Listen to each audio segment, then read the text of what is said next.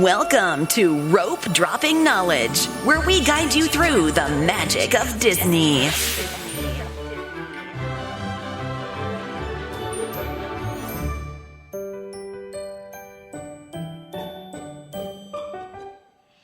Hey.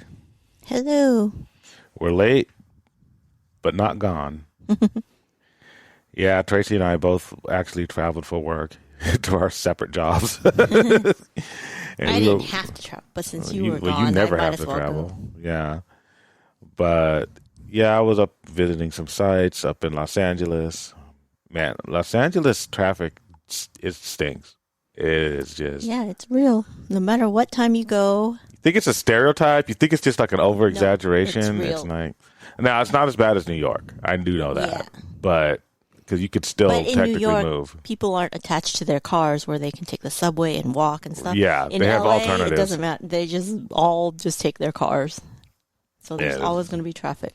Well, it's not just the traffic of like being crowded. It's the fact that the freeways are still like 30 years, like, behind. Like they haven't been maintained that well. Mm-hmm. And then like you could just tell by like in the exhaust and stuff, you just look at the signs, mm-hmm. like, just the freeway signs, they're like all gray and dirty, even though they used to be like bright green. Yeah.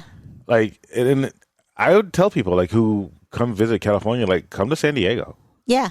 It's if you go to LA, you're going to have I can understand why people, It's like a touristy spot, but it's not it's not really a touristy spot. Place. No, it's dirty. It's bleh. And all people in LA are going to be like, I thought I liked you guys. I mean, there's parts like if you go to West LA, it's nice. Well, Like there's a lot of nice parts in LA. The thing is that they're like these pockets that you have to drive through other places to get to them. Yes. There's never like, you can't just teleport into Pasadena. Right. You can't just like zoom into like, I don't know. Westwood. Whatever. West LA is the nice part. So, yeah, it's just weird. And they even adjust their schedules just how they drive. But it's not just the crowdedness, though. It's the fact that I'm going up there and every probably, I would say, 3 to 4 minutes, my GPS is like hazard on the road. And then there's either hazard like, a truck dropped something or whatever. And then there's at least like 4 accidents. Even when I was there and I was being driven around by other people, mm-hmm. the GPS was just constantly accident ahead.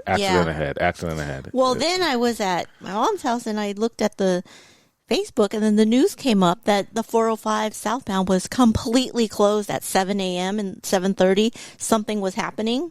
Yeah. Either a freeway chase or something, but it was completely closed. And the helicopter mm-hmm. picture looked like horrible because there's all these people trying to get to work. Yeah. It was completely closed. And I was like, whoa, I hope you don't have to drive that way. Yeah.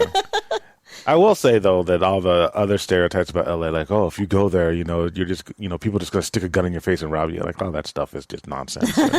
There's nice people there. There's very nice businesses. It's, yeah, I'm sure, like in Venice and certain parts, there's like, they have a big homeless problem. But I think a lot of cities are dealing with that. Mm-hmm. I don't think that their problems are greater than the population would indicate. Because it's a huge city, right? Mm-hmm. LA County has like, I don't know, it's huge. Mm-hmm. 20 million people or something, something crazy. But their issues are proportionate with their population. Yeah. So if you go to a small town, you're going to have smaller issues, mm-hmm. But I will say that, their infrastructure needs to be upgraded to support their population. Mm-hmm. So, but then again, it's like most people can't afford LA anyway. It's still like we were driving through these places where you have these little like 2-bedroom cottages that are like $1 million. It's not even in places you've heard of. Yeah, like right. People are like, oh yeah, Beverly Hills, Bel Air. No. It's like like places in like West Covina. Yeah, you know what I mean? That are like just crazy, like $1 million places that it's like, and they used to make fun of West Covina. Yeah, that crazy ex-girlfriend show. The whole one of the points is it's in West Covina. Like, who goes to West Covina? That's nothing there, yeah. Yeah. Well, that still would buy, a house there would buy like 6 houses in Kansas. Right. You know what I mean? It's just weird, you know. It's a weird place, but it's not like I guess it's Disney related in the sense that a lot of people fly into like LAX because a lot of people from outside of California think that Disney is in LA. Right. Or, you know. Even a lot of people in San Diego think anything north of San Diego, they just think is LA. Yeah. Yeah, because Tracy's from Orange County, which is, there's a whole county in between San Diego and Los Angeles County. And we just discard it. And partly that's for good reason, because Orange County should be discarded. But but from a geographical standpoint, we shouldn't, right? And so they would just say, yeah, you know, you're going to see your girlfriend up in LA today, and are you guys going to Disney in LA today? Totally different. Orange County is not like LA. That's an extra hour time. Yeah. You know? And the environment, the culture is totally different in Orange County than LA. Not always superior, but there is no culture in Orange County. Yeah, Orange County is basically a blank slate. It's basically The Sims, if you want to. Other than it's the biggest Vietnamese populations outside of Vietnam is in Orange County. Well, in one place, usually. Yeah, in Westminster. Westminster. Yeah. Little Saigon. Yeah. But now it's Garden Grove, spilling into Seal Beach, Huntington Beach. But it's still kind of one area. Yeah. You know, it's not huge. It's becoming more diversified, but yeah, Orange County. Yeah, I used to go there during the summers. I mean, they're just nice people. I make fun of Orange County. You know, bunch of soulless vampires. You know. That's in the southern Orange County, where anything south of Irvine is. Yeah, everything south of Irvine is is soulless and bleak. But everything north of Irvine is dirty. So take your pick. You know what I mean? You either can, soulless and rich, or, working class and dirty, but more culture. Yeah, more culture. Yeah. Definitely more culture. I'm joking. I make fun of Orange County. I lived in both. I know. Grew up in Anaheim. I know. Stanton. You're a perfect product of Orange County. And I love you. No, I just like the fact that there's room. Yeah. Like, it's so suburban. Mm-hmm. Either way, well, I guess Irvine, yeah. It's just, I just have room to drive like a maniac. There's no traffic. There is now that there's a lot of people coming everywhere. But anyways, yeah. But I think from the Disney standpoint, what makes it Disney related is that if you're going to come to Disneyland, don't come to LA. Because you're still going to have like an hour to an hour, depending on where you are in LA, an hour to hour and a half drive to Disneyland. Yep. Come into Orange County, stay in. A lot of the fly into John Wayne Airport. $100 more though. A lot of our NorCal friends who go to Disney and they're like, "Why is it like $100 more?" It's like, yeah, because it's 10 minutes away from Disney, so they all have to fly in LAX to save like $200 a ticket. Yeah, I mean, if you're flying into John Wayne. Like 10, 15 minutes away. Yeah. You don't have to. Here's the thing. You don't have to stay near Disney. It's not like Florida where Disney is the property's so huge that if you stay like off of Disney, you're just like a half an hour away. Like you're a half an hour away from Disney if you're in Huntington Beach, technically. Yeah. I mean, it's you could stay pretty much anywhere in Orange County and still wake up in the morning and go to Disney. Right. The only convenience of staying like on Harbor or somewhere near Disney or on Disney property is the back and forth. Yeah, so if you want to leave during the day or walking distance, But if you're going to drive there and stay there all day, you can stay anywhere in Orange County, technically. Yeah. I mean, even if you stayed in like San Clemente, like which is super far south, it's almost San Diego. If you stayed in San Clemente and flew into like there's an airport in San Diego or whatever, you could still wake up, drive a half an hour to Disney, stay there all day, and then drive a half hour back. Half an hour commute is not that bad, technically, as long as you plan on staying on Disney property all day. So, yeah. But the problem is everyone comes to San Diego on the weekends because we're such a nice area here in San Diego, is that if you drive back on Saturday, there's going to be traffic. There's always traffic on Saturdays going south on the 5 to San Diego because everyone wants to live and visit where I live. Yeah. Which you can't. I mean, we're going to be making laws against that. And, yes, we understand San Diego is superior. We are the world's finest city. No, nation's finest city. But anyway, but that's just a little hack. Yeah, you don't have to don't go to Los Angeles if your plans are just to go to Disney. That's a mistake. A lot of people don't have choice because it's expensive to fly there. You just got to plan ahead. Yeah. I mean, prices fluctuate and change. That's true. So if you're only planning like a month ahead, it's going to be more expensive. But if you plan like 6 months ahead, probably not that bad. Yeah. Sometimes it'll take you if you're going during rush hour, it'll probably take you 3 hours to get to Disney from LAX. Yeah. And, I think the thing is a lot of people only look at LAX. There's a lot of smaller airports that might have hubs, and depending on where you live, you might have a direct route there. Right. So, it all depends. So, yes, we'll talk about our recent Disney trip in a little bit, and we're going to go to Disney next week. I want to get into our giveaway, which is live and ongoing. It is the Sleeping Beauty Daniel Nicole purse, which has a shoulder strap. And I guess if you're thin, it could be a crossbody. I guess. If you're thin and short. Just kidding. Didn't measure the strap. But, and an Echo Mickey Mouse clock. So if you have an Amazon Echo, you could sync it to it. I don't think the stuff is too, the options you get with the Amazon Echo is meh. Basically, I would use it just as a Disney clock, a Mickey Mouse clock. It's a wall clock. It has the hands. It's Mickey on the front. It's pretty cool. So both of those are up for grabs. And all you have to do is direct message us the answer to this question via Facebook or Instagram, or both if you want 2 entries. Who is your favorite or least favorite Disney princess? It's simple. That's all you have to do. So this contest ends on April 30th, 11:59 p.m. Pacific Standard Time. Must be 18 years or older, live in the United States.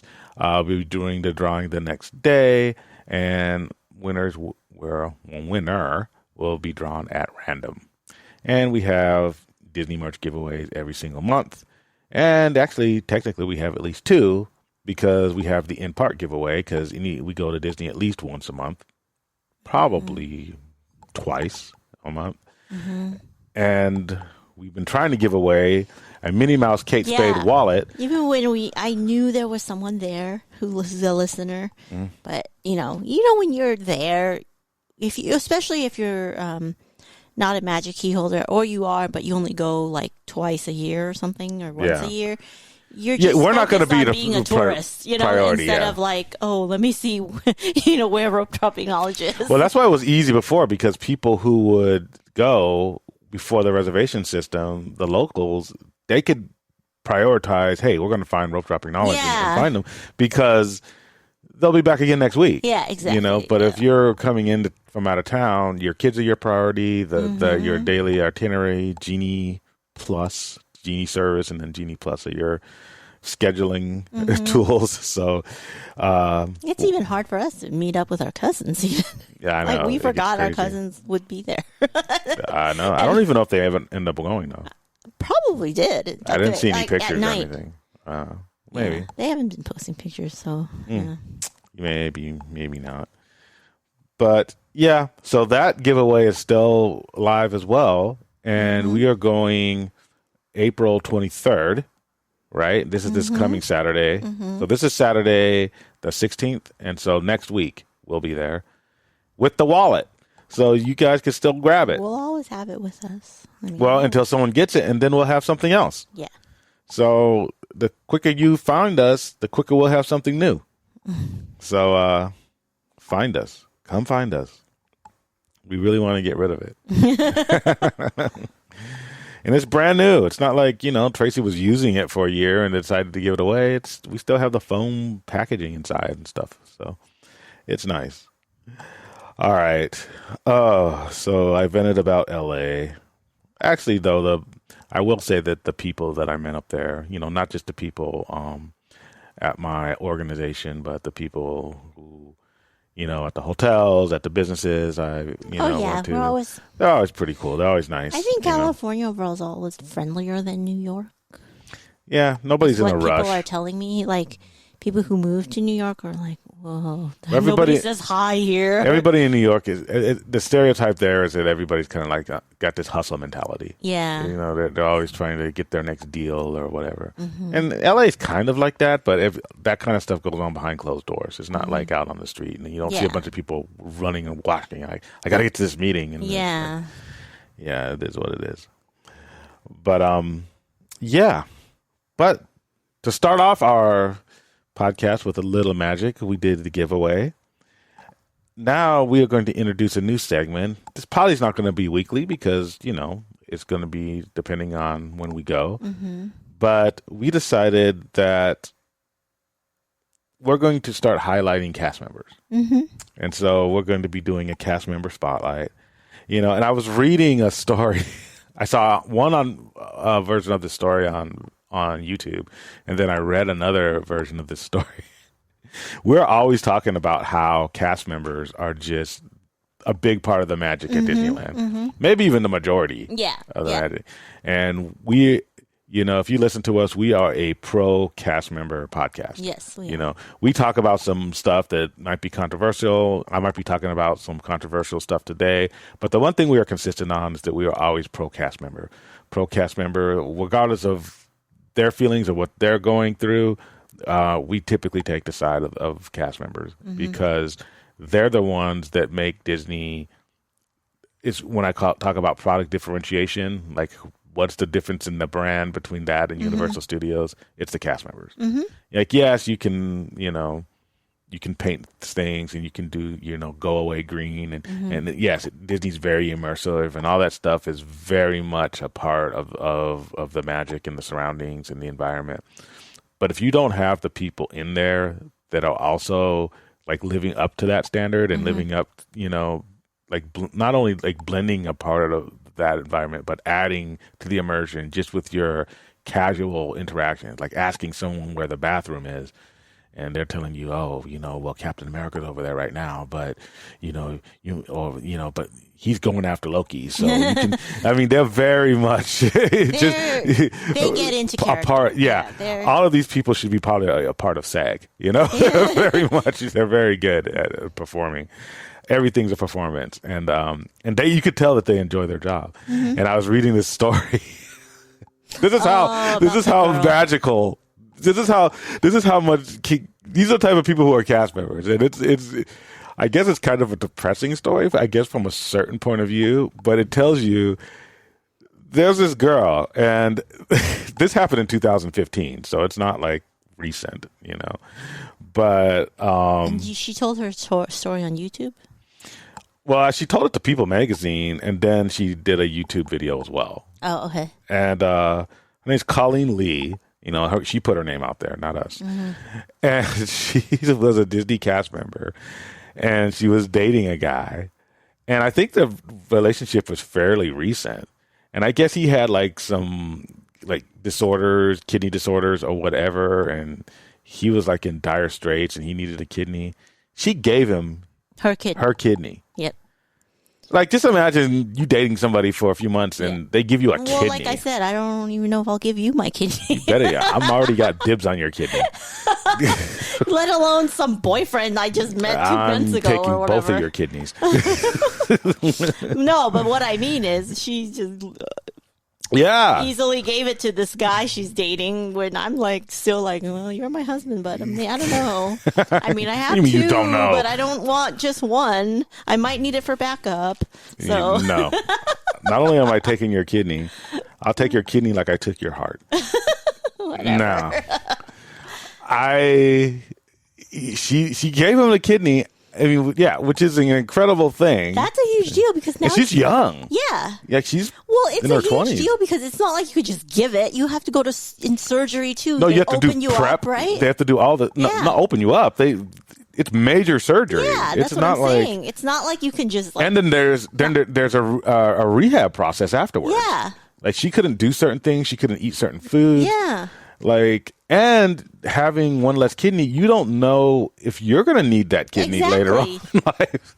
There's a reason that nature gave us two. Right. Right? You got to back just up. be like, here's one, I have two. It's not like it's an extra body part. I mean, it technically is an extra, but it's an extra for a reason, right? Yeah. It's a redundancy because you need it. It filters out all the bad stuff in your blood. I mean, I can understand if she said I gave it to my aunt or my uncle or my mom or whatever, or my brother or sister. No, you can't. You wouldn't even give it to your husband. No, her. I'm not talking about me. Yeah. I'm talking about her. Yeah, she's a better person than you. Yes. Yeah. No, she's not very practical. But let's just say I can understand if she said I gave a kidney to my mom or my whatever. But this is just some guy. So, anyways, go ahead. But your story. But she's very much. She was Christian. She's a devout Christian, and some people say that, and regardless of what religion it is, that's not what's important. But she actually walked the walk, though. You know what I mean? Yeah. She had a loved one in need. She gave a kidney. Some people don't even give money in the collection plate. Exactly. She gave her kidney. And so then it turns out, like, I don't know how much time later, but it wasn't that much time later. She was recovering. He goes to like a bachelor party in Vegas and cheats on her. Then he ends up kind of tell her. Is that how she? Yeah, she confessed. He confessed. Yeah, and then basically he ghosted her after that. He ghosted her after he told her. Well, they were talking. She forgave him after that, and then he's just like, I'll just ghost the you. last thing he says is, if God wants us to be together, we'll be together, and then he hangs up, and then she never heard from him again. So he wasn't even a live-in boyfriend. No, I don't think so. That's even worse. Yeah. Now, this is her side of the story, but it's also her kidney. So yeah, man. At that point, like, if I gave somebody my kidney, I don't even know if I would ever raise my voice at them, much less cheat on them. I wouldn't even let someone like borrow my Minnie Mouse plush doll for a week. Open me up and take my body part. Tracy and I have the exact same car. I have the premium package, and I don't like her driving my car. That's how petty we are. That's what I'm saying. I was like, you can't even have my Minnie Mouse toy, let alone my kidney. But the point of all this is to say that's the type of people Disney hires. And she's happy now. She has a boyfriend. There's a new boyfriend. Hopefully, she's she won't forgiven give him him. any body parts. She's still in a good spirit. I don't know if she's still a Disney cast member. This was a while ago, so I doubt it. But man, that's the type of people who work for Disney. This is the type of people who are putting up with you when you're complaining and you're hot and your kids are puking everywhere. And they're still got a smile on their face. They're still bringing you napkins to clean up the puke and and still playing along when your kid asks them about princesses and superheroes and Star Wars. They bring the magic. That's magic. And even the people who don't deserve it. Yeah. And when we were in line, it was a 100-degree day. It actually got up to 102 the last time we were there. But I think when we got there, it was all at 100. I even put a story on there that it was 100 degrees. And, we got a lightning lane for soaring over California. Right now it's soaring over California. Yeah, so because it's the food popular festival. now because soaring over California is there for a limited time. Now, as everyone knows, there's two theaters. Well, what I call theaters, but they call them two hangars. Planes. Yeah, two planes, I guess. One of them's always down. Yes, when we were there, we got to the front in the fast, pretty quick, lightning lane, and then one broke. One hangar or plane broke, and we saw the people from the one plane move over. Yeah, because they were already in the queue in their A, B, and C's, and they get to go first. And you have to understand that, like, we all know that lightning lane makes standby longer. Yes, right. So we were at the front because we had lightning lane, and then there's these people who probably been waiting for like 45 minutes to an hour, maybe more. Because sometimes it gets up to 80 minutes. Yeah. Standby. So they're frustrated and everything. And I saw this one guy. I don't know exactly what he said, but he sees all these other people going, and And then he comes up and talks to this awesome cast member. And I think he was complaining or something, and I don't know what he expected the cast member to do. But anyway. He made an announcement that or the cast member before that made an announcement that says, we're sorry, hang in there. Yeah. One of the planes broke, so now we're only operating under one plane. Yeah. And, you can see that people are frustrated, and I get that. But, for a hot day, Sonnie brought the sun. Because his name is Sonnie. This guy, because I see this guy come up and talk to him, and he just kind of he looks like some guy from Jersey, the beach shirt, and it's the belly, and he's just, me and my family been waiting. It's everyone's been waiting, It's not just you. We had a VIP tour behind us, behind us. Yeah. And so they were patiently all right, it's broken, it's fine. And here's the thing, it's not like the cast members are engineers. It's they don't control if something breaks down. You know what? They probably could let you go on that ride. Usually when they do it, it's for safety reasons. And then this same guy would probably be the guy who sues when his precious child falls from 100 feet up, But what was cool about it is just the attitude and the professionalism Sonnie displayed. And he was so cool. Because the first one, I'm in HR mode already. The first thing I'd look at him, and he looks at me, and I'm just like, don't quit. We need you. We're already short-staffed, And he just laughs, and he's like, no. And he starts talking to us, and it was cool because even though he knows that it's a negative experience for some of the people who, have to wait, and they were already waiting, his attitude didn't change. Yeah. And that's why I think a lot of companies hire out of Disney because you're going to get top-notch employees. You're going to get top-notch. And a lot of people think when we say customer service, that means, call center. It's no. No, yeah. I used to tell stories about, when back in the days when the Lion's Den, which was the most famous MMA gym of all time, Ken Shamrock and all that was in San Diego. There was a lot of guys there who used to be bouncers, and they weren't very good bouncers because when you hire fighters for bouncers at clubs, when a situation goes sideways, they go do what they're trained to do, which is fight, which causes a lot of problems, obviously, lawsuits and stuff. The best bouncers and security at nightclubs are actually people who know how to use their words and know how to de-escalate situations instead of going physical right away, right? Right. And, a lot of, but just to get back to Sonnie, he was great. And then he was even giving us just conversations. He's like, how are you guys doing today? Let me know if you have any questions, He did give us, I did ask some questions, and he did give us a lot of tidbits about soaring. Oh yeah, what were they? So I asked him how many people are in a plane. So he says around 87 people fit in one plane. So when you see people going in, it's 87 people at a time. Yeah. And all the parts you see within the queue and inside the ride are all real parts. They're not props. So they're all real, plane parts or hangar parts or something that's in there.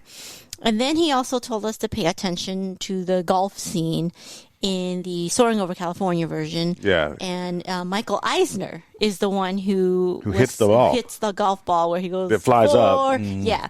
That was Michael Eisner. And then there's a hidden Mickey on the golf ball. Yeah. So he's talking about you see the hidden Mickeys. He said pay attention to the golf ball. And then I zoomed in because I'm thinking it's going to line up with something that makes a hidden Mickey. Right. But no, then you look really closely.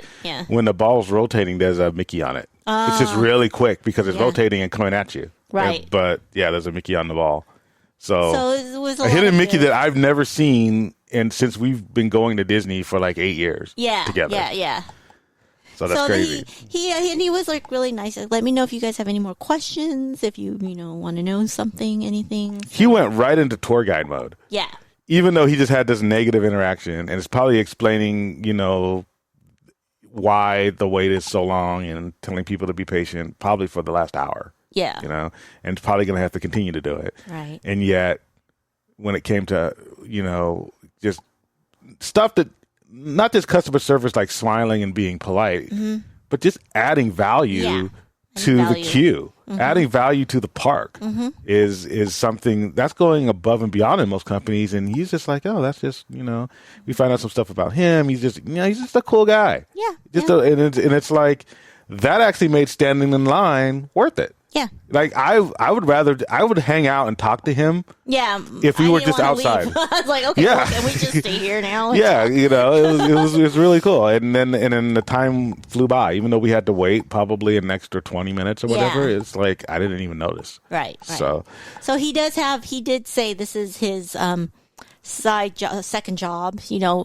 In the daytime, he's more of a substitute teacher.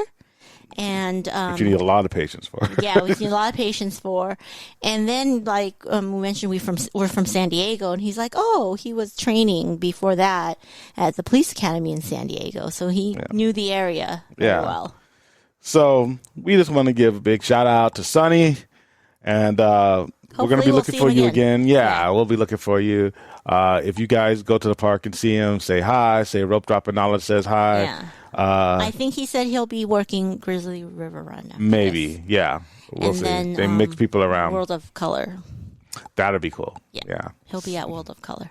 So he's our first cast member spotlight. And thank you, Sonnie, for making a hot day magical. All right. So what do we have for headlines? We have just quickly about Roy O. Disney's grandson. So Roy O. Disney is Walt Disney's brother, or is, I don't know. But his grandson, Roy P. Disney, is the grandson, is pledging to donate a large donation to match up to $500,000 to the Human Rights Campaign after Roy P. Disney, the grandson's child, came out as a transgender. So as transgender. Yeah, as transgender. Yeah. And their child, Charlie Cora, recently came out as transgender because the family is frustrated at the... He didn't come out as transgender. He came out as transgender, and the family is frustrated with Walt Disney Company's response to the bill in Florida. Yeah. The HB, what is it, 1577. So they're pledging, Roy P. Disney's family is pledging to donate. Match up to $500,000. And every week I think, oh man, we don't have to talk about this thing again. But it's like if you Google Disney News, it's always this. Yes. It's ongoing. It's just back and forth. And part of it is just the political, not just the political. I know we use the word political a lot, but I mean literally political, because Governor DeSantis has presidential aspirations, and he knows that he's getting a lot of traction out of this. And and it's it's one of those things where, how can I say it? Like a lot of people, regardless of whether you support the bill, and any bill like this, and actually any bill that any politicians are trumpeting, and this is kind of where I feel like Disney got caught in a trap, because now Disney is being used as a foil, and I don't believe that JPEG handled this well at all, right? And over the last few, probably the last month at least, but definitely maybe the last couple of months, we've been critical of how JPEG has handled this. But from a political standpoint, he's put himself in a position to where now Disney is like a punching bag, and everybody who supports the bill gets like free shots and gets political points, because they know talking about it gets them media clicks, it gets them social media clicks.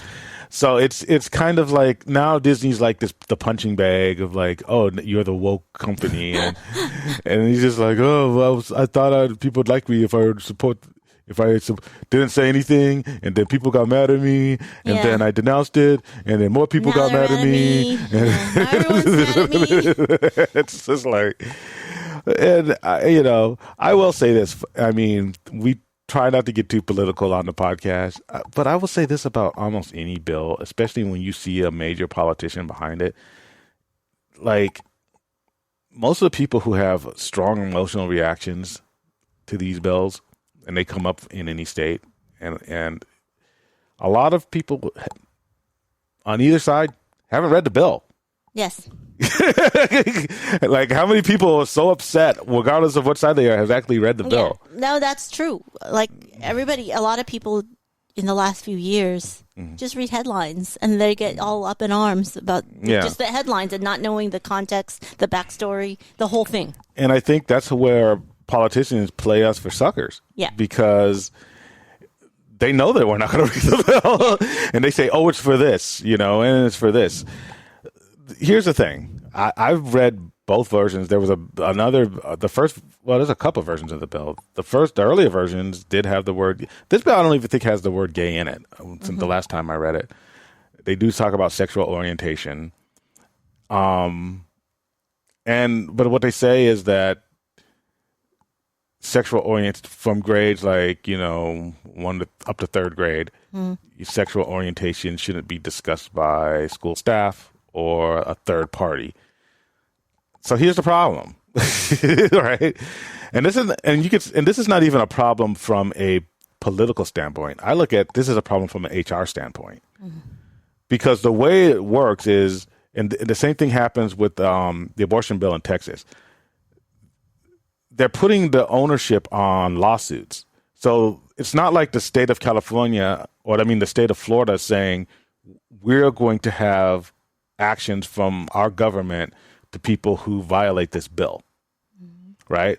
Because that means they would have to take a stand. What they're saying is that, okay, if you believe that any school has violated any provisions in this bill, you have a right to sue.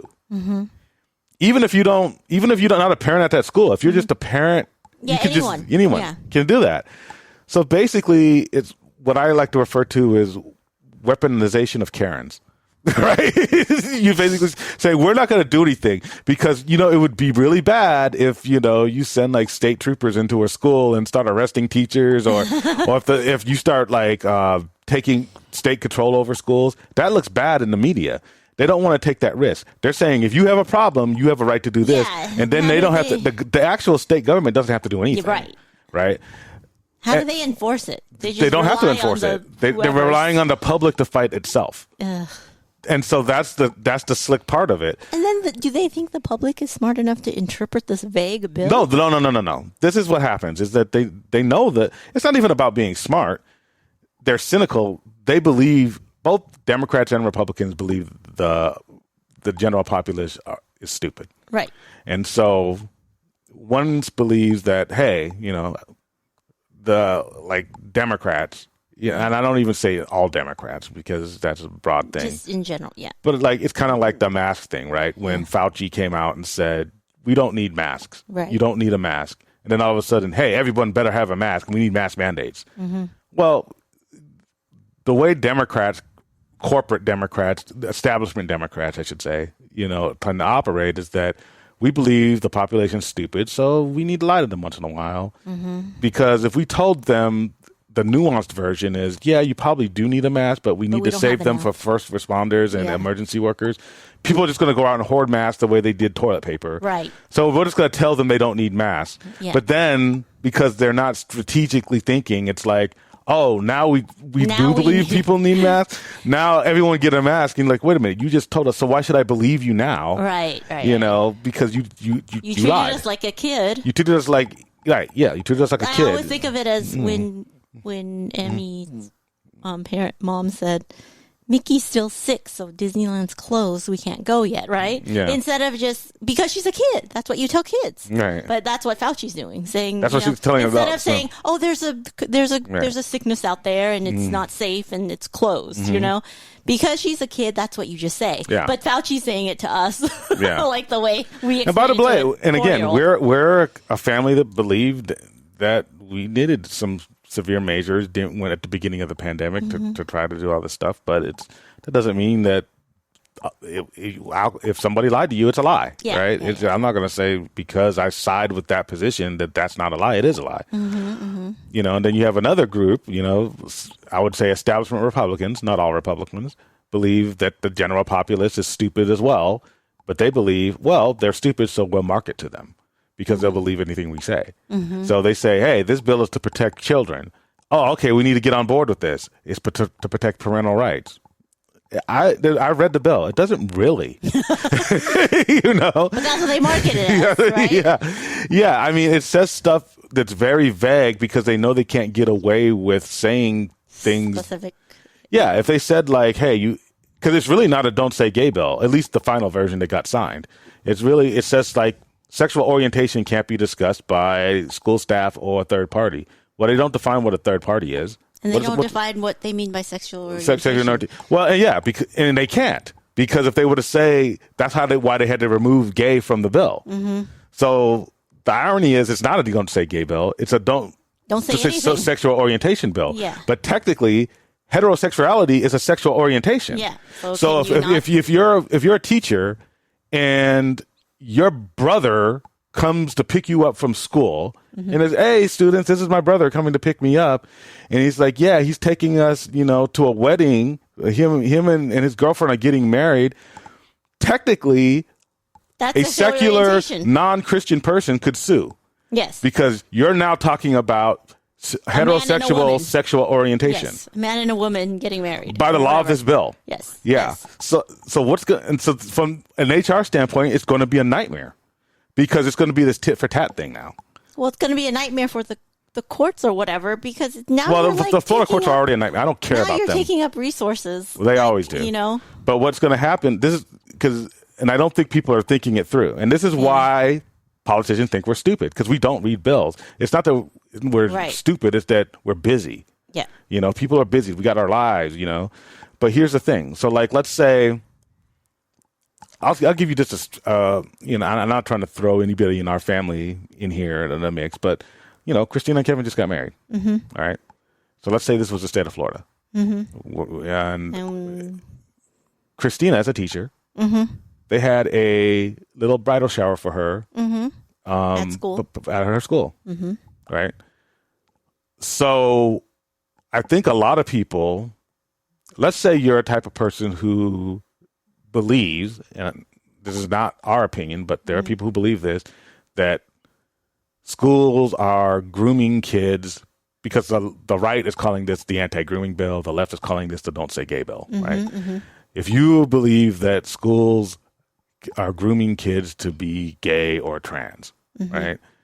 So what could happen is that, well, I would not agree with I would sue. I would be one of the people who sued if a trans couple talked about getting married and there was a school, bridal shower for a trans couple or a gay couple, whatever, and the kids found out about it, because it could be by anybody. It could be a third party, So from an HR standpoint, it's not going to really get rid of bridal showers for gay people, because because this runs up against equal rights under federal law. So guess what happens? No one gets a bridal shower. Yes. That's going to be the end result. Yes. It's not that you've increased, heterosexual values. Right. You're going to eliminate everything. You're eliminating everything. Because from an HR standpoint, useful. I have to have equal treatment for my employees. Right. So I can't say Christina gets one, Bob doesn't. You don't. Yeah. So now I have to make a school policy: no bridal showers on school property, no baby showers on school property. So what we're going to do is we're going to reduce school to basically math, science, and it should be. Yeah, I mean, you could say that's the way it should be. Yeah. But I think a lot of people think that this is going to somehow, and they won't admit this, but they think it's going to somehow keep their values from being eroded, when it's actually going to eliminate their values. Just like how when you were in HR at your other organization, right? About people complaining about potlucks and how often they can have potlucks. Well, now no one can have a potluck. No one can have a potluck. So you're like that now? Kind of thing? Yeah. Yeah. And as far as the courts, it's going to be a tit for tat. So now you're going to see a lot of people, just to make a point, are going to say, oh, well, this teacher talked about her husband in class. That's discussing sexual That's orientation. Yeah. I'm going to sue. Yeah. Because the left has Karens too. Karen, like the Omicron, does not discriminate. And you're going to get this mess, but DeSantis doesn't care. He's probably up in the polls like 15%. Like you said, he's going to play it the way he wants his constituents to hear it. Yeah. It's to protect you, parents. It's protecting the kids, your kids. Yeah. And if you are somebody who believes in this bill and believes, let's say you are somebody who believes in what we would, call Judeo-Christian values. Mm-hmm. You don't believe that in gay relationships or whatever, right? Mm-hmm.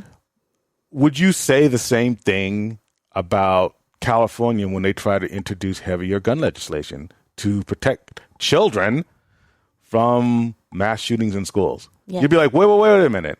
You would nitpick that bill to death, right, and you would say, but this isn't going to do physically protecting children. No, but I'm not trying to take sides. I'm saying depending on where you are emotionally and where you side, it's going to depend, because the left does it too. Hey, we need more gun laws.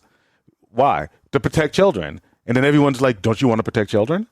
Mm-hmm. And then the right will say, well, we need more, anti-grooming laws and this and that. Why? To protect children. And if you're against it, why? Don't you want to protect children? Yeah. It's all theater.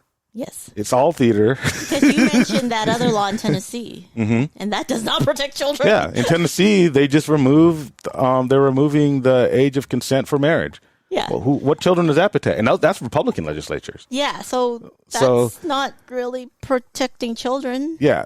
Just adding children. Is anyone talking about that? Yes. No, right? Yeah. Yes, they are. Oh. But my point is, just adding children to a bill doesn't make it good. Yeah. It doesn't make it mean it's a good bill. Yeah. Right? And don't fall for that. Yeah. Yeah. You could add that to anything. It's just playing to the marketing, basically. It's marketing. That's what I said. It's marketing. They say, oh, people aren't going to read this, so we can market to them like this. Yeah. But the other side says, well, people are stupid, so we're going to lie to them like this.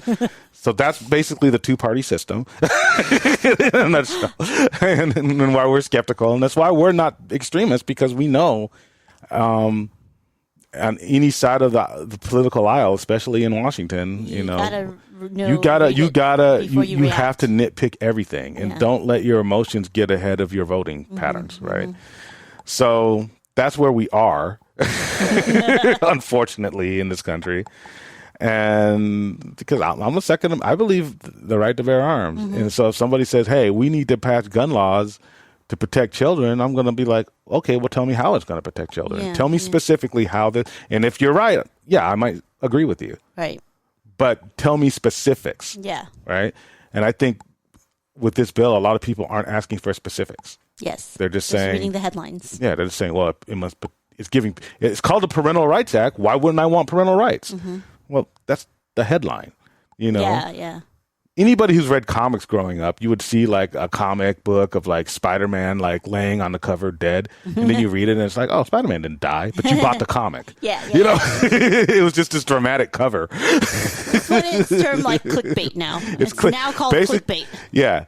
YouTube thumbnails are all like that. Right? Yeah. Oh, our marriage problems. But it's really like they're talking about marriage problems. Like, oh my God, they're getting a divorce. Oh no, they're not. Like, man, I clicked on it. I know. Like that. I know. I even did it. I put up a clickbait story. I was like, I got hit by a car. Oh yeah. And everyone, I said graphic picture, and it's just a picture of Mia running me over in her car when she was like 1 year old. People watched it. It wasn't even a car. It's one of those stroller things. It looks like a car. It's technically a car. Didn't have an engine. See, that's why you have to read the bill. Yeah, you gotta read it. You gotta read it. Read the bill. Read the bill. But yeah, I know that was a little bit, a deep dive into the way we think, but just read it, and it's only 7 pages. It's not a book. No, seriously. That's even worse. Yeah, because one of the things in there, it says you need to inform a parent of any issue that affects a child's emotional well-being. Okay. It's a child. Everything throughout their day affects their emotional well-being. Yeah. So you're telling me that if little Tommy found out they're having spaghetti instead of tacos, and he starts crying because it's for, up until third grade. I look at a little first grader would cry about that. Yes. Yes. I got to call their parents. This just tells me if you are a parent, would you want me to call you? No. Because your kid is throwing a tantrum because of what we're having on the lunch menu today. Yeah, exactly. But it's affecting his. In the bill, it's saying I could be sued if I don't contact you about anything that affects his emotional well-being. This just tells me you got to pay teachers a lot more. I'm telling all my little cousins not to be teachers. They want to be teachers. I'm like, no. That's too much work. Well, why would you want to be a teacher? You don't get paid anything, and you're opening yourself up to get sued. Yeah. No, I'm telling you, and eventually, what's going to happen is there's not going to be a lot of teachers, and then people are going to start treating. Okay, if you want to be a teacher, you're going to get like qualified immunity, like cops. And you're going to get like pay raises, and not only that, sign-on bonuses. Well, hopefully when they did the distant learning, that a lot of parents found out how hard it is to teach. Well, some of them how did. much teachers did, because now that they're home, the teachers aren't the babysitters. They're there to teach. But, I don't have kids, so I know I'm talking a lot of trash. But if this kind of keeps up, I don't know what parent would want their kid to be a teacher. Seriously. Right? Yeah. Yeah, and it's going to be a supply and demand thing. And when the teachers say, "Hey, we have a little cousin who's excellent at math. She's a math genius, wants to be a teacher." I'm like, "You know how much money you could make being good at math?" Yeah. But you want to be a teacher? I'm like, "Don't." Yeah. I'm telling you, I personally told her, "Don't." Yeah. If you want to teach college. Yes. Teach college, and teach college at night, which a lot of people do. Mm-hmm. You could teach college at night and go into the finance. Be an actuary, or go into the finance center for the daytime. Yeah. Make your $350,000 a year. You could teach at night, and you won't have to deal with any of this political stuff. Yes. And there you go. Because teachers are smart. They obviously value education. But they're willing to get paid $50,000 a year to get yelled at. Mm. I don't know. And maybe I'm sensitive because my mom was a teacher. And I just remember her coming home and feeling guilty because she couldn't spend time with us because she was doing lesson plans, even though she was off the clock, and she was, we were having to buy school supplies and stuff. And teachers even today purchasing school supplies out of their own pocket. My friend doing who GoFundMes. has no kids. Yeah. She's like working maybe 80-hour weeks as a teacher. Putting up with nonsense. Mm-hmm. So that's my thing. We have people like Sonnie, who could be an awesome teacher. He's a substitute teacher. And when I see him again, I'm going to talk him out of it. I'm going to come work for my company, man. Be a corpo. Be a corpo. I used to make fun of corporals, but I get it now. I'm like, man. See, it's cool.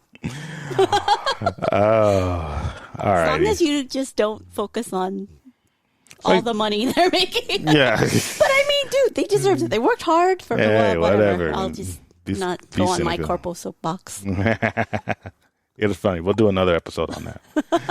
All righty. So next. Something magical. World of Color is returning April 22nd. So it's the Friday before we go. Yeah. And then the other thing is, so in the old days where if you want to stand at a spot at World of Color, you get to get a fast pass at those kiosks, those paper fast pass. No longer happening. It's virtual queue now. So the virtual queue is exactly the way it was like Rise of the Resistance and Web Slinger at noon. If you're scanned in to one of the parks, if you have a park hopper, or scanned into DCA if you have just a DCA one-day pass. At noon, you get to get a virtual queue the same way you did Rise of the Resistance. Yeah. And that's what they're doing for World of Color. But they were not very clear on it, though, right? They're not very clear. Of how it goes about it. Yeah. I mean, you just figure out. I put some screenshots of how they said to do it. Basically, they all only said go do the virtual queue through the Disneyland app. But you could figure out that, okay, it's probably like Rise of the Resistance. So just, click on the virtual queue button, and you'll see World of Color there starting April 22nd, noon. and click it, join boarding group or something. I don't know. They're not clear. I don't know, but I'm assuming it'll say join boarding group. I don't know. Yeah. So and then the other thing is you can also do dining package. So that's even more confusing. So the dining package, you can do 3. There's 3 ways. The first way is the dessert party, right? Which is like $84 a person, but you get to eat dessert and watch it while you're sitting eating dessert. So that's why it's $84. You're paying for like the seat, I guess, and the dessert. I heard in Disney World you get alcohol too. That's why it's $84. But I'm like, no, there's no alcohol in this one. There's just like a few cakes. Yeah. But then everyone's like, well, when does it go live? When does it go live so we can reserve it? We don't know. April 20th, I heard, but midnight or 3 a.m., not sure. So basically, if you want the dessert party, maybe at midnight, check where, I don't know either. Because right now, the dining package page in Disneyland website just says temporarily unavailable. So maybe keep refreshing at midnight. Yeah. We have no idea. It's unclear. It just says coming soon on the Disney Parks blog. And then also on Disney Park blog, the other 2 ways is to make a restaurant reservation, a dining reservation at Storytellers Cafe or Wine Country Trattoria. And if that's one of those things where you eat there and then the cast member will give you like a pass to stand in a reserved standing spot during World of Color. So right now you can make dining reservations like you usually do. At those 2 restaurants, which we did. And then it says you just tell the cast member when you check into your reservation, the host or your server, and say, hey, I want to upgrade to the World of Color seating area thing. Right. But then it says coming soon on the same post. So does that mean you have to wait to make a reservation that specifically says dining package for Storytellers Cafe, or do you just go ahead and make one and tell the server, hey, I want? Because the problem is during Oogie Boogie Bash, that's what they did, where they said, if you already have a reservation at this restaurant, that's okay. Just tell the server you want to upgrade to parade seating or whatever, parade pass. And what happened was they kept giving people the upgrade, and then the people who really had a dining reservation for the package, they ran out of the pass. Right. So then it was this mess. So that's what we were scared of, but we don't know. It still says coming soon. The Disneyland page still says temporarily unavailable. So there's all this confusion. But basically, the Storyteller Cafe Dining Pass is a $50 a person buffet at the Storyteller Cafe inside the Grand Californian. And Wine Country Trattoria, I think, is $64 for a 3-course prefix meal. So, it's confusion everywhere. But yeah, they'll figure it out. Yeah, but we got a reservation for June 4th because that's when we're staying at Paradise Pier Hotel. So we'll see if that counts. Yeah, we'll see if it counts. We'll go up. Worst case, we get a buffet for $50. And we don't see World of Color. It's fine. We can still see it. We'll just stand in the back or whatever. Yeah, or get a virtual queue another time. Yeah.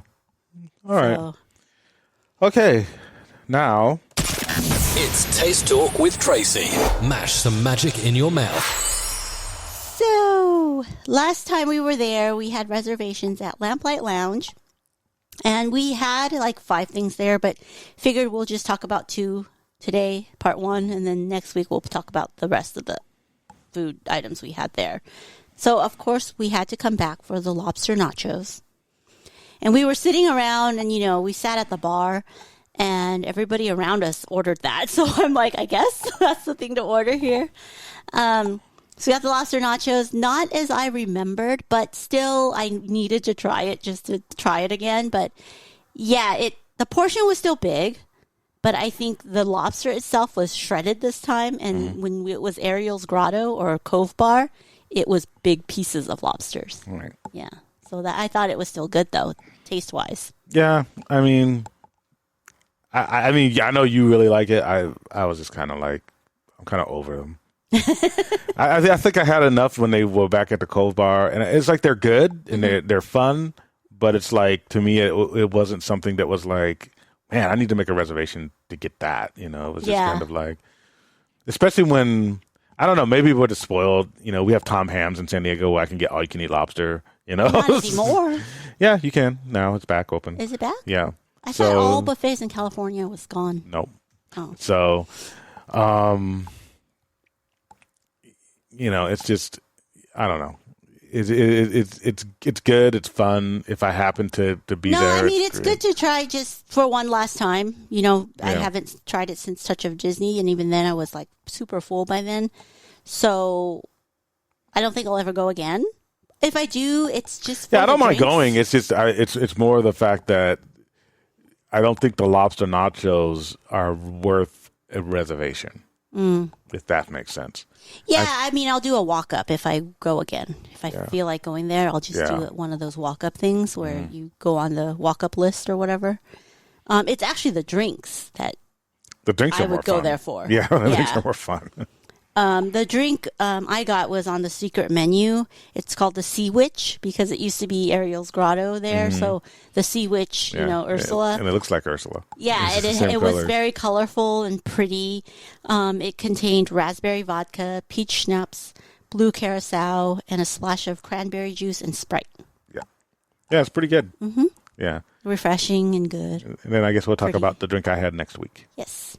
Cool. But those were both good things. We had a good time. The environment was cool because we sat at the bar and we got to see, it is a really nice environment, and I think so. I kind of want to correct what I said or clarify. I think a reservation to Lamplight is worth it. Mm-hmm. I just didn't think the Lobster Nachos should be the reason you go. Oh yeah. So. Oh, I was only going for the experience. And then also try the lobster nacho. But it seems like the last few reservations we made there, we had to cancel. But a lot of people like them. I mean, they are a very popular item. And there's a lot. I mean, it's going to fill you up. So I don't think it's a bad bargain, but I would try a lot of different things there, Like, especially if you're going with a big group, I would probably order the lobster nachos, order, this, order some of that. Yeah. And kind of do like make it into a family style type thing. I think that's probably the best way to go. That's what most people do there because it's more like snack food. Mm-hmm. But the other stuff there is, I mean, they had the carnita nacho or pork nachos or something. Mm-hmm. And I heard that was good, but it was just like, okay, we had that before outside of Lamplight Lounge in Disneyland. So I don't think besides the lobster nacho, they don't have that many other snacks besides the thing we're talking about next week. But yeah. Well, they got burgers. They got this. They have a few. Oh things. yeah, they have the brunch burger during brunch menu. They have a few things. They got a full menu. So I guess what I'd say is I'd split it up and do family style. Mm. Yeah, so everyone gets to taste everything, and then everyone gets a Instagram picture. So whatever you want to do there.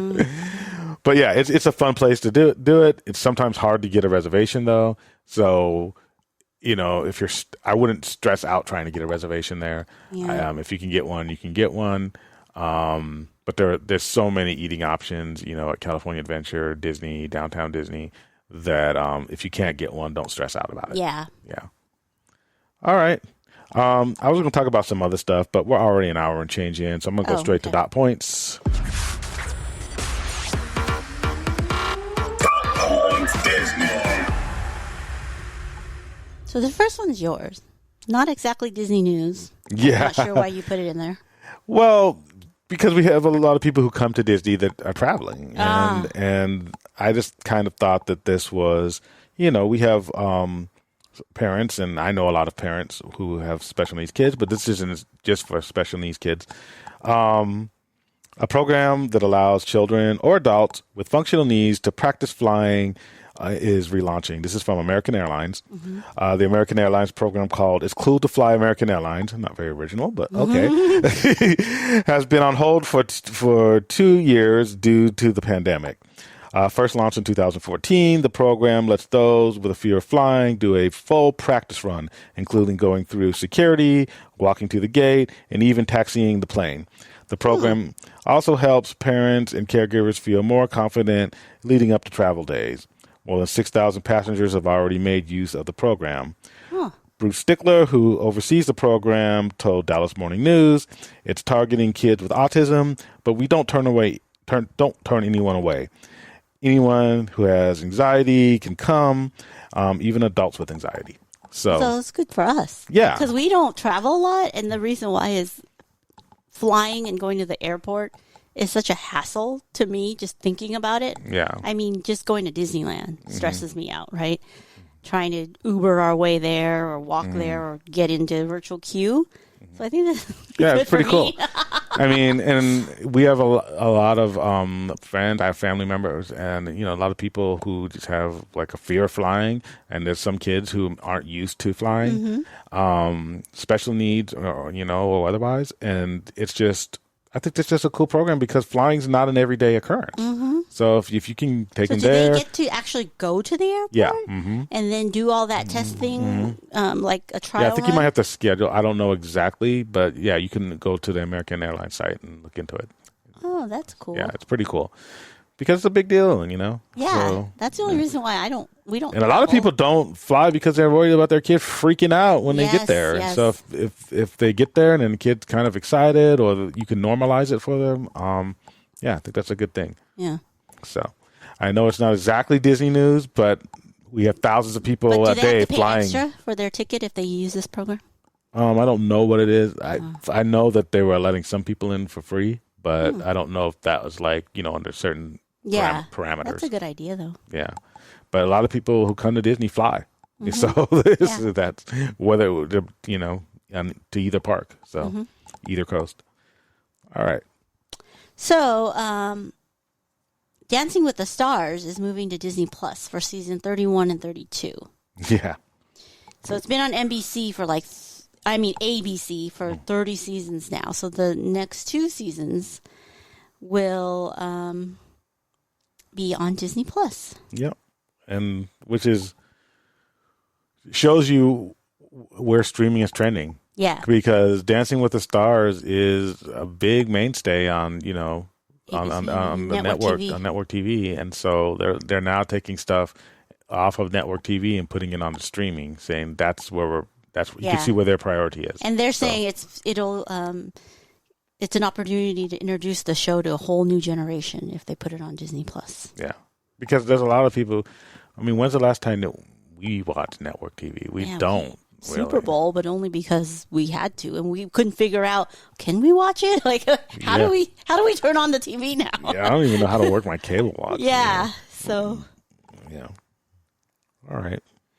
Okay, so then Avengers Assemble Flight Force is coming to Disneyland Paris. It's a roller coaster. It's mostly themed to Iron Man, but it will also feature other Marvel characters such as Captain Marvel. So I think it's replacing that ride that's similar to at Disney World, that rock and roller coaster. So now it's changing to Avengers Assemble Flight Force. I don't know if it's replacing it. You think so? I thought I read somewhere that they also had something similar to rock and roller coaster in Disney World. I mean, Disneyland. This is Disneyland Paris. Right. But they're not replacing the Disney World, right? But I thought that they had something like that. Well, it's going to be interesting to see, like, if there's going to be. Is this going to be a whole original concept, or are they just going to do a rebranding then? Yeah, I think it's a re-theme of a current coaster. Yeah, because like, how they did with the Incredicoaster. Yeah. It used to be like screaming over California. So it's basically the same ride. It's the same track layout. They didn't change the tracks or anything. They just added some aesthetics. And smell of because cookies. I thought Disneyland Paris had the Avengers Hotel. Yeah, they do. And it's themed like New York. Right. So I was like, oh, you're staying in New York, and if you stay at this hotel. So that's why they're doing the Avengers I was ride. like, lame. I know. When I saw it, I'm like, wait, I'm so confused. What is this? It's like, because if you're in Paris, you're thinking New York is a tourist thing for you, right? So it's like us having the Eiffel Tower in Vegas. No. It's just lame. I think maybe people in Paris think New York's an imaginary place. That's probably what it is. Yes, MCU New York, not like Earth, whatever. New York. I wouldn't. I don't know. I don't know if that's a good choice. They should have. There's so many different things they could have chosen. Yeah, they did a choose Marvel like hotel. Wakanda or Asgard or something. I know. Why would you choose New York? I guess because the Battle of New York, Avengers. Yeah, I get it. I understand the logic. It's just, I think people who are traveling to Paris? Paris They've they've probably been to New York. Yeah. New York doesn't look much different than any other big. I mean, it has its uniqueness. But if you've been to London, if you've been to Paris, they should have themed it more as an imaginary, Yeah. Wakanda, a place that doesn't really exist. What other imaginary? Like a lot of places, you could have done Xandar. I wouldn't care. Oh But yeah, something like that. But yeah, it's New York. Yeah. In Paris, and that's where people freaked out about that photo, that painting or whatever exhibit where it had the concept art for the other ride in Avengers Campus. The Quinjet ride? X-Wing, Quinjet, not X-Wing. Yeah. So yeah, they had the concept art for the Quinjet ride in that hotel, and then all of a sudden the next day it was gone. Yeah, so people were like, "Oh my god, someone it's getting posted scrapped." So that's where it was at that hotel. Yeah. Okay. Anyways, and then the last thing is that the Disneyland Resort won't be using Genie Plus / Lightning Lane for character meet and greet. So it's going to be like the old days where you stand in line and meet the characters. And I think that's probably for the best. Yeah. I don't know how. I don't even know how that would work. They actually confirmed that there's no Lightning Lane for character meet and greet. Yeah, because they would have to have somebody with a scanner standing at the end of the line, like checking. Yeah, like at Monsters Inc. Or the kiosk, right?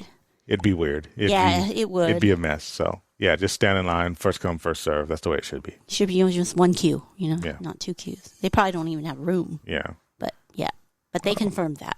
Right. All right. So that's it for today. That's it for today. Remember our giveaway. It ends on April 30th, 11:59 p.m. The Sleeping Beauty purse and the Mickey Mouse clock. And make sure to check us out, ropedroppingknowledge.com. You can listen to us on all major podcast platforms, Apple, Spotify, iHeartRadio, Amazon, and give us a rating if you like us. And that's it for today. This is our Saturday episode. We should be back to normal, I think, on Thursday or Friday morning. Next week. All right. I'm Brian. I'm Tracy. Stay magical. Bye.